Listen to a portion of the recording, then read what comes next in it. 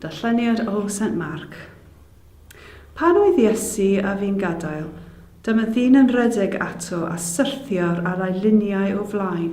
Athro da, meddai. Beth sydd rhaid i mi ei wneud i gael bywyd tragwyddol? Pam wyt ti'n fy galw un dda, meddai Iesu, ond nid Duw ydy'r unig yn sy'n dda.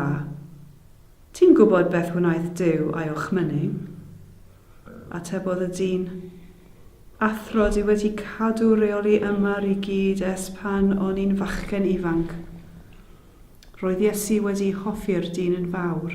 Edrychwch arno a dwaed, mae yna un peth arall yn ôl. Dos a gwetha dy eiddo i gyd a rhoi arian i bobl tlawd. Wedyn cei di drysor yn y nefoedd.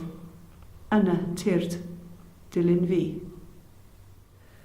Tyrd fy ngoleuni a'r gylaiaf fy newyllwch. Tyrd fy mywyd a byw ha fi rhag angau. Tyrd fy meddyg ac iachaf yn glwyfau. Tyrd fflam y cariad dwyfol a difad rhain fy mechodau a thanio fy galon a fflam dy garian. Tyrd fy mrenyn eistedd ar osef fy nghalon a tynasu yno, canes ti yn unig yw fy mrenyn am harglwydd. Amen. Holl alluog a thragwyddiol Dduw, cynydder ynom dy rodd o ffydd, fel gan adael yr hyn a eithheibio ac ymestyn at yr hyn sydd o'n blaen, a bydd i ni rhedeg ar hyd ffordd dy ychmynion ac ennill coron llawenydd tragwyddol, trwy Iesu Grist a'n harglwydd sy'n fyw ac yn tyrnasu gyda thi yn un dod yr ysbryd glân, yn un Duw, yn awr ac am byth.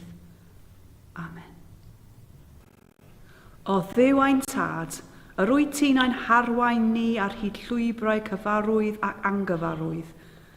Disg dy eglwys yn ein esgobaeth tiddewi, e fyw newyddion da i roddwydd i ni yn Iesu Grist a'n harglwydd a'n gwiredwr.